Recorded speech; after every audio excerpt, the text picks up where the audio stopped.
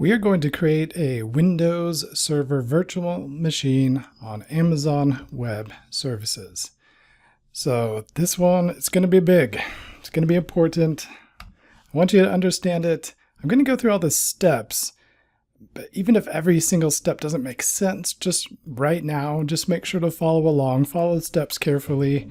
This is one instance where it needs to be done fairly precisely. So broadly speaking, what we're going to do, we're going to log into our Amazon Web Services console. We're going to create a security group. That's what's going to allow connections to our virtual machine from the internet. Then we're going to create an EC2, that's the Electronic Compute Cloud instance. That's the actual virtual machine that's going to be running our Windows server. Then we're going to connect to that virtual machine using the remote desktop protocol. All right, so we have to access our dashboard. So how do we do that? Well, we have to come to the AWS Academy, and I'll open this in a new tab. I'll have these running side by side. It's kind of squished down, so the links disappeared up at the top, but they are in the little hamburger menu. I want to find the LMS. So we're going to go there. We're going to access the Learner Lab. There's my Learner Lab. I'm going to come to Modules, scroll down, Launch AWS Academy Learner Lab. And in a second, I'm going to hit the play button to start up my lab. So Start Lab. And I'll pause the video while that comes up. Okay, my light turned green. That means my lab is booted up. So I'm going to click that AWS link. And in a new tab, I'm going to get the Amazon Web Services Web Management Console. So this is looking good. Okay, so the first thing we have to do is create a security group. This defines the traffic that is allowed to come in or out of our virtual machine.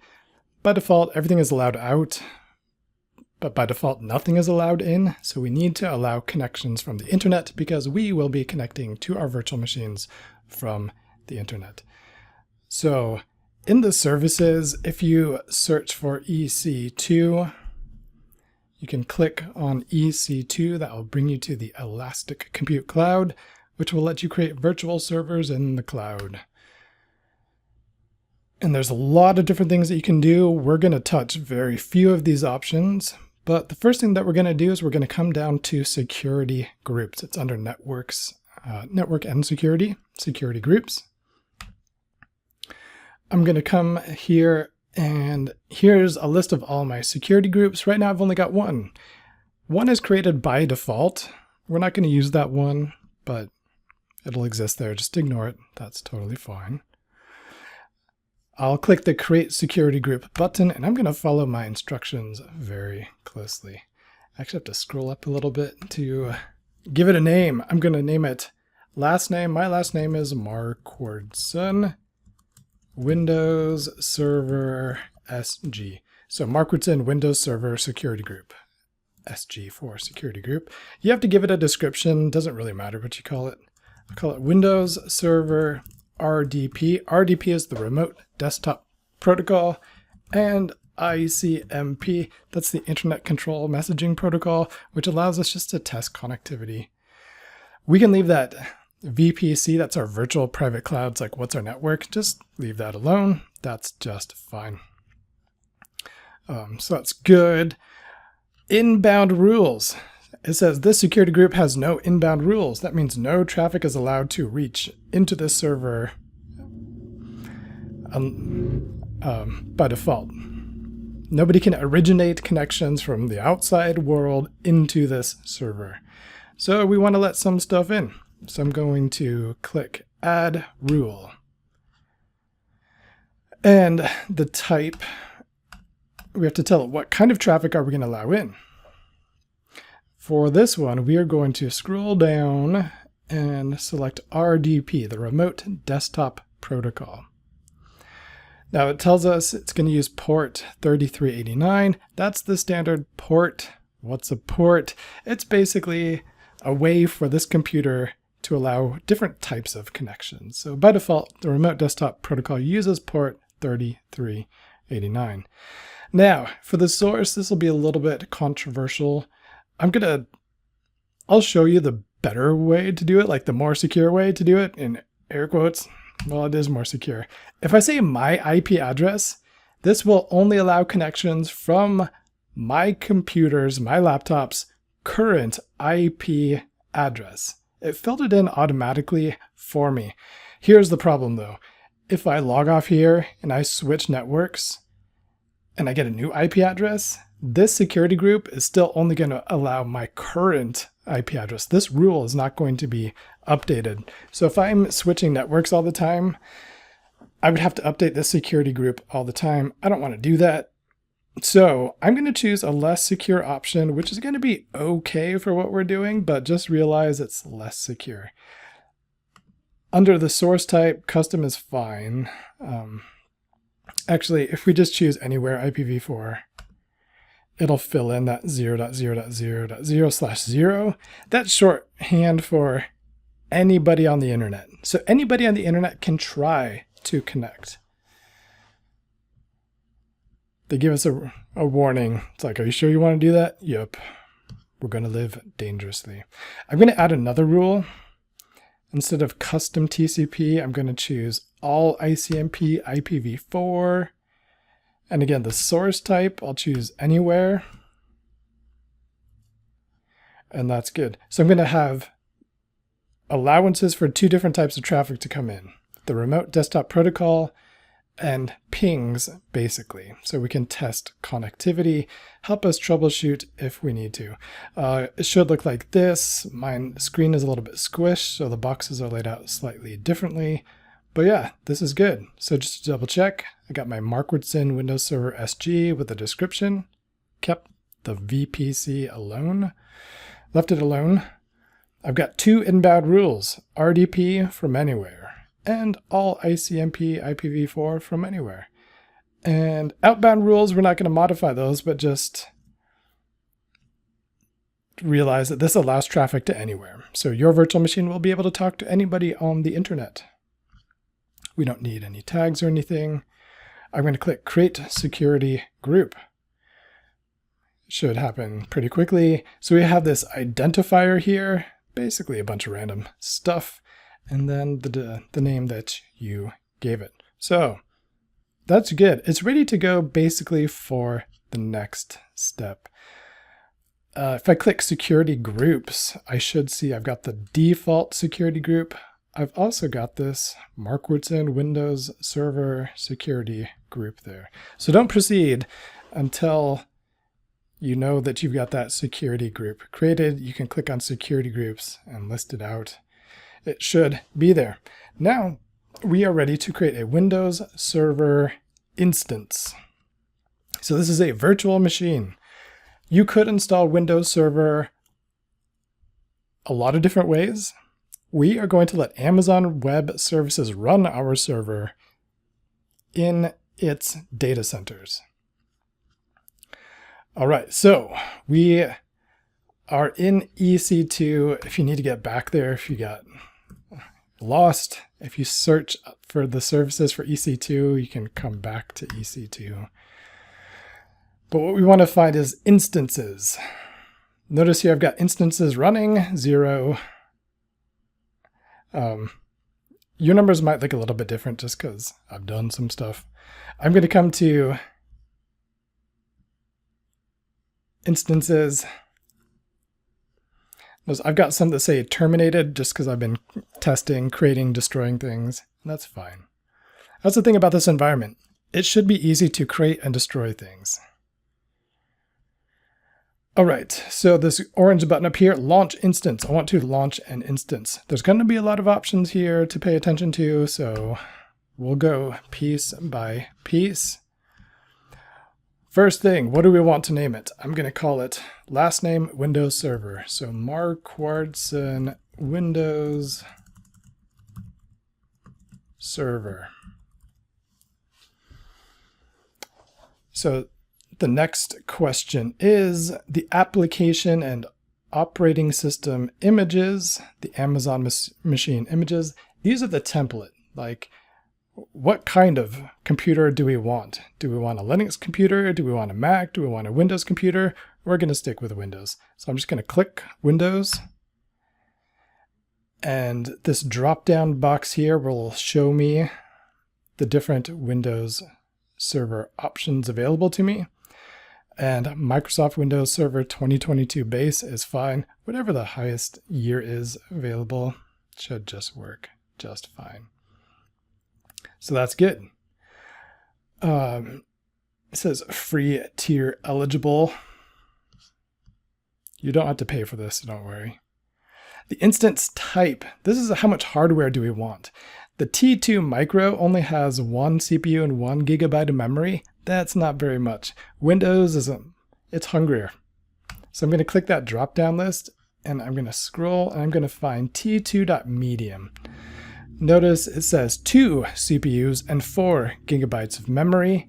That's about the minimum I would select for Windows computers.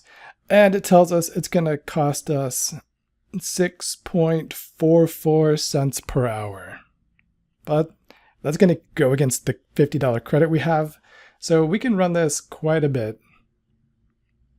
80 hours or so before we hit that 50 bucks. We'll be fine. We'll be just fine.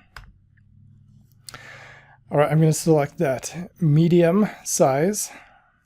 The more hardware you want, the more RAM, the more CPU, the more it's going to cost per hour. All right, I'm going to keep scrolling down. The key pair, this is important. Hit that drop-down list. There's only going to be one key listed, the VOC key, the Vocarium key. So let's just select that one.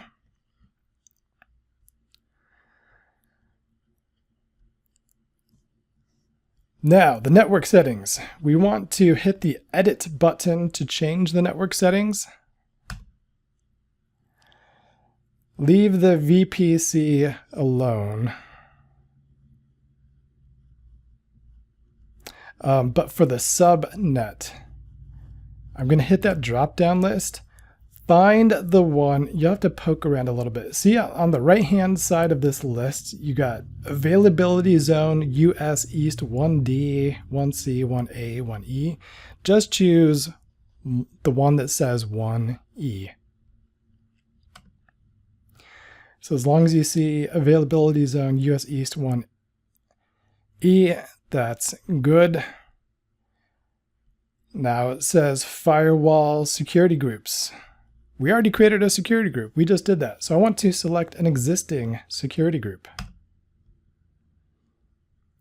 Once I hit that button, the drop-down list will populate with the security groups that we made. And I'm going to check the box next to the Markwardson Windows Server Security Group. Bam, bam. So easy, right? You might be thinking, none of this stuff makes sense. That's fine right now. We'll explain more about networking as we go. We want to expand advanced network configuration. And we're going to change the primary IP address to 172.31.50.50. There's a reason for that. Just do it. Your virtual machine is actually going to have 2 IP addresses. It will have a public IP address that's accessible over the internet. This primary IP will be a private IP address just for talking to other services in your little slice of the Amazon cloud. I want to follow my instructions carefully. So there's a lot of stuff we can just ignore down here. Storage is fine. Advanced details, let's expand this. Advanced details. The identity and access management instance profile.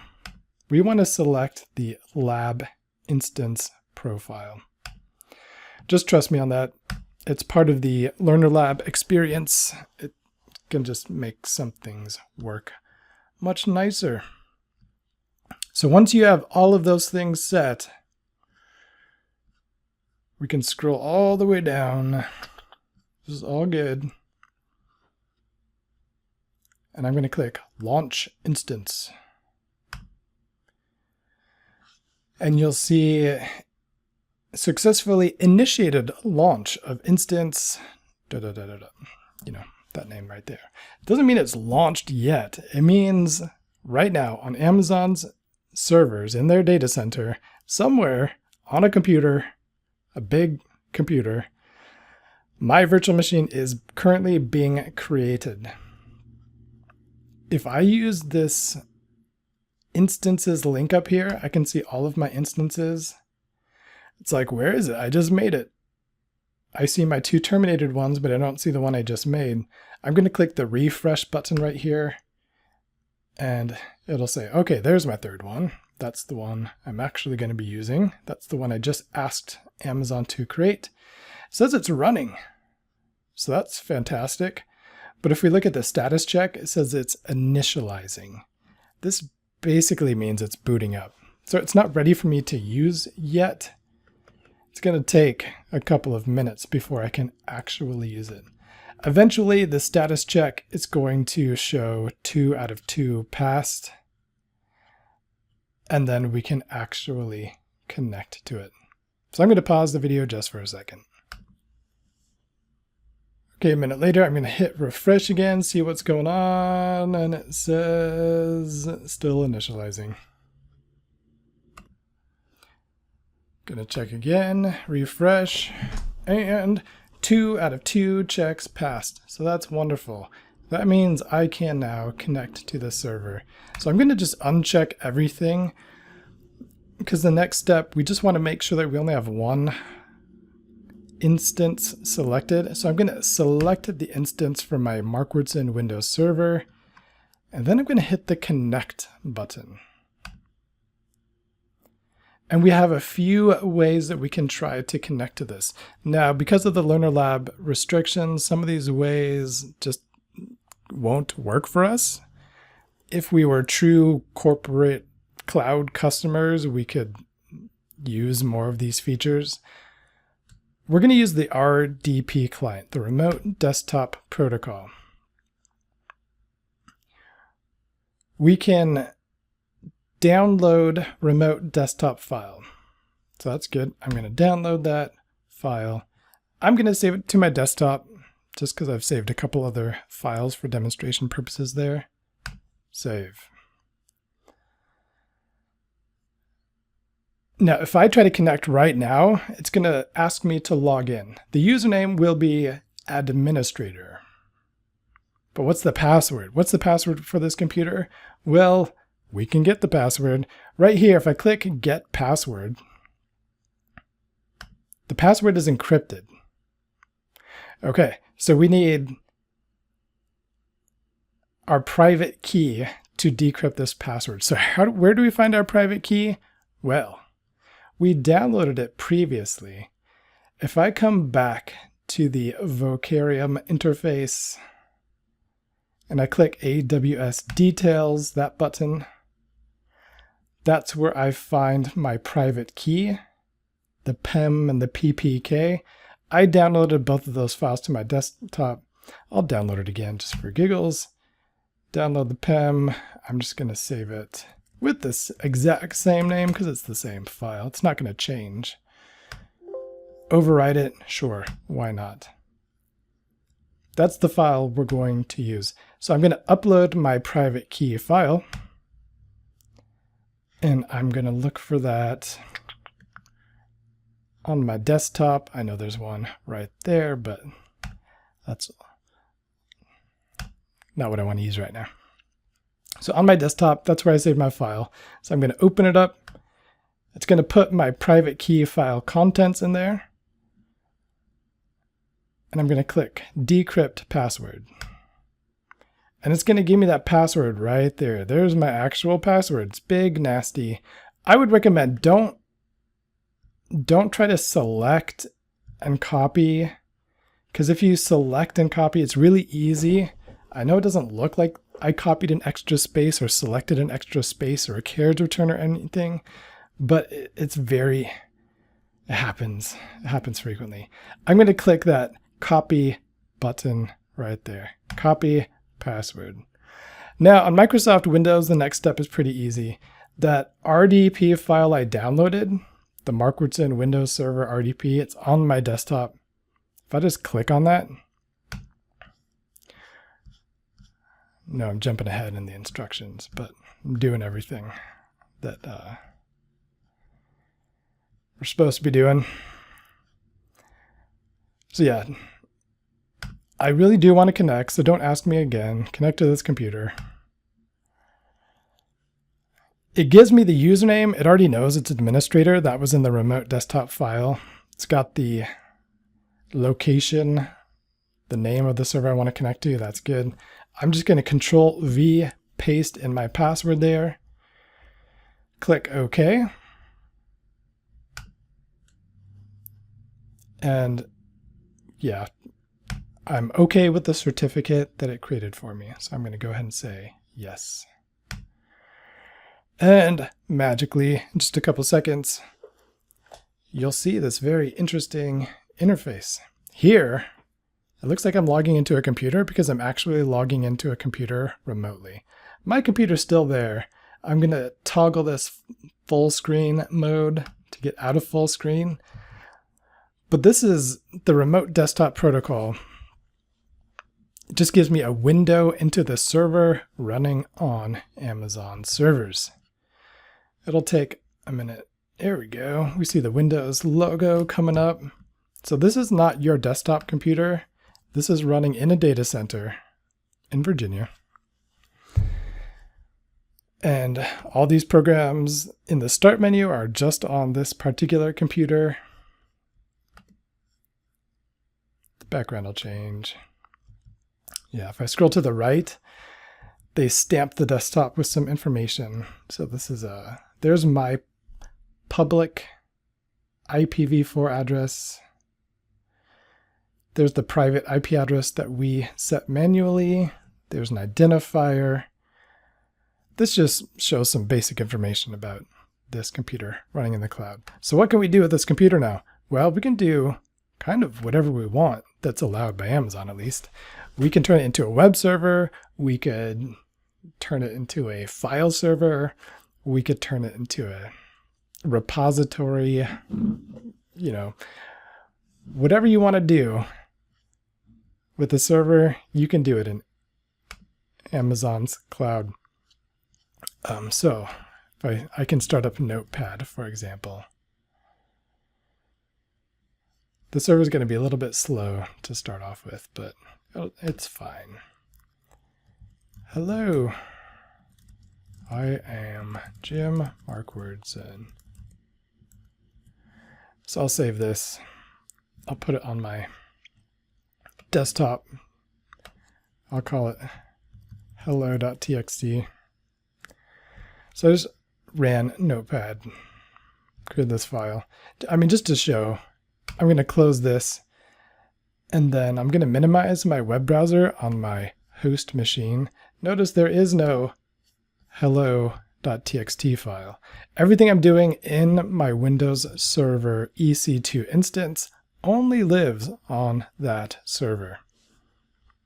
It is possible to copy and paste files, so I can select that hello. I can Control-C, copy, click on my host desktop, Control-V, paste. I just made a copy of that file. Now I'll right-click on it and open it with my Notepad++. Yeah, so it is possible to copy and paste files.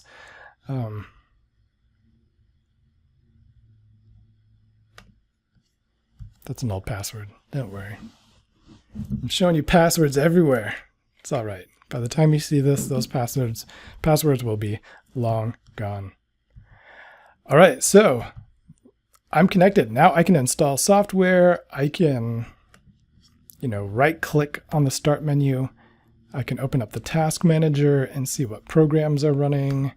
I can do lots of fun stuff on this computer to learn how the cloud, learn how networking, learn how all of this stuff works. And the changes that I make, the testing I do, will be isolated on this virtual machine. I'll use the terms virtual machine and EC2 instance fairly interchangeably. All right, what about when I'm done? I can just close this window. Yeah, it's going to be disconnected. That's fine. I'm going to bring up my EC2 console here, and I'm going to come to instances, and my Windows Server virtual machine, it's still running. So even though I close that window, that virtual machine is just going to keep running and running and running until I take some action. If I'm done, I'm going to deselect all of these instances. I can select my Windows Server instance in instance state, that drop down. I can say stop instance. This is like putting your virtual machine to sleep. And it can sleep for hours, weeks, months, whatever. So I'll choose stop instance. Once you stop it, you pretty much stop getting charged for it. You'll be charged a couple pennies per day for the amount of space that takes up the file on Amazon Web Services file server out on the internet. But it is stopping. Here's the thing. When, like, let's say I'm done with class today, I stop my environment. If I click the stop button to end the lab, it stops all of those instances automatically. So you don't have to manually stop all of them. You can. It's totally fine. If I hit this end lab button, it stops everything. The thing is, when I open it up again, here's the difference.